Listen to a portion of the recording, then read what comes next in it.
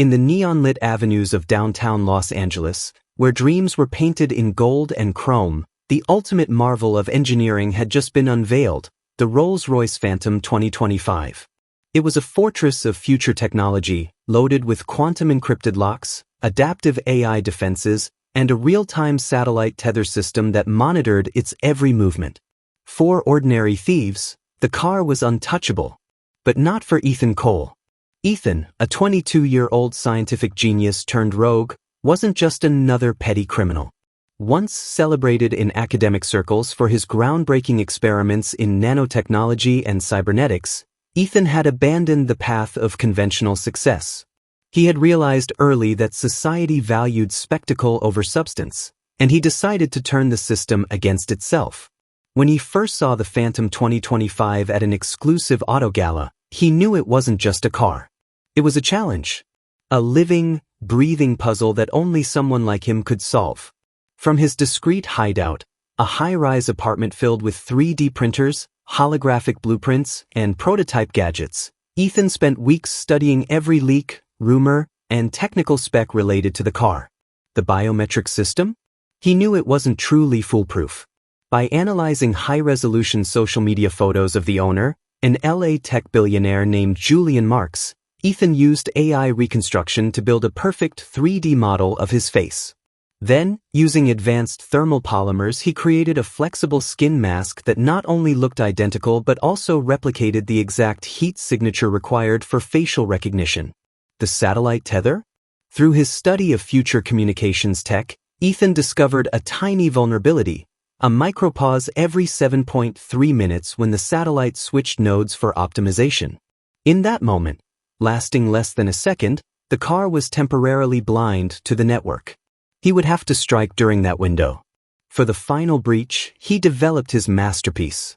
A quantum disruptor, a palm-sized device capable of scrambling local quantum encryption for 20 seconds. Enough to disable the car's adaptive AI without leaving any forensic trail. The plan was perfection on paper, but executing it meant stepping into a minefield of cameras, drones, and armed guards. The night of the gala arrived.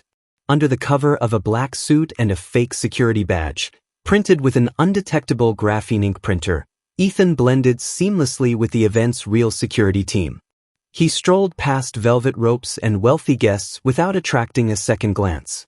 In his ear, a custom AI assistant fed him real-time data, laser sensor sweeps, guard patrol patterns, network handoff timers. 3 minutes until the next satellite switch. Ethan approached the Phantom, admiring its sleek frame like any other admirer. He casually wiped the side mirror, checking for dust, while in reality he was planting a signal jammer the size of a grain of rice. 2 minutes. He slipped on his thermal mask beneath his security cap. The polymers activated, his face shimmering momentarily before stabilizing into a perfect mimicry of Julian Marks. 1 minute. The biometric scanner on the driver's door lit up.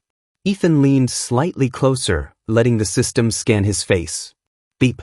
Access granted. The door clicked open with a whisper. He slid inside, sinking into seats that cost more than most people's houses. The car greeted him in a smooth British accent. "Welcome, Mr. Marks." 20 seconds. Ethan pressed the quantum disruptor against the ignition panel.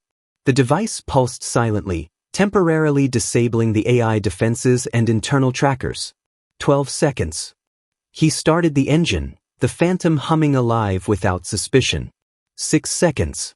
The side exit gate, the one reserved for VIP staff, flashed green on his device. He had already hacked it earlier in the evening. 3 seconds. With a calmness that belied the risk, Ethan rolled the Phantom out through the staff gate, just as the satellite node switched. For exactly 0.7 seconds, the car's telemetry went dark. In that blink of time, Ethan and the Phantom disappeared from the digital world. As he merged into the midnight traffic of Los Angeles, Ethan's heart raced not from fear, but from exhilaration. The heist had only just begun. Now came the real challenge, making the world's most connected car completely vanish, forever. Ethan guided the Rolls Royce Phantom smoothly onto a service road leading out of downtown Los Angeles.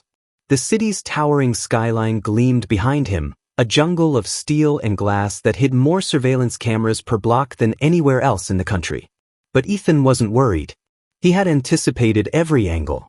In the passenger seat sat a slim metallic device, a dynamic cloaking module he had developed during his university research days, intended for military drone invisibility.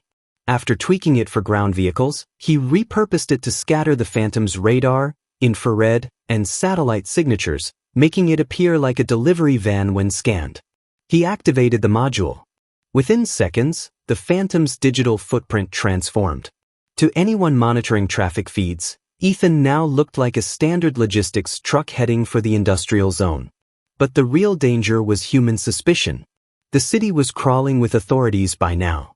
Ethan's heist had triggered silent alarms buried deep in the car's AI core, alarms even he couldn't neutralize without triggering shutdown protocols.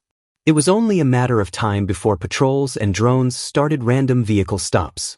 He had to ditch the car. But not just anywhere. Ethan had prepared a hiding place months ago, an abandoned tech warehouse on the outskirts of the city, once owned by a bankrupt robotics startup. Officially, the site was condemned, a dead zone for cellular and satellite signals due to surrounding industrial interference. Perfect for making something or someone disappear. Navigating carefully through back roads, Ethan reached the warehouse in under 20 minutes. The giant rusted doors creaked open as he pulled the Phantom inside. He exhaled slowly. Phase 1, complete. But simply hiding wasn't enough.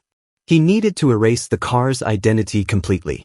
Working with practiced speed, Ethan deployed a swarm of microdrones, tiny, beetle-sized machines armed with specialized tools.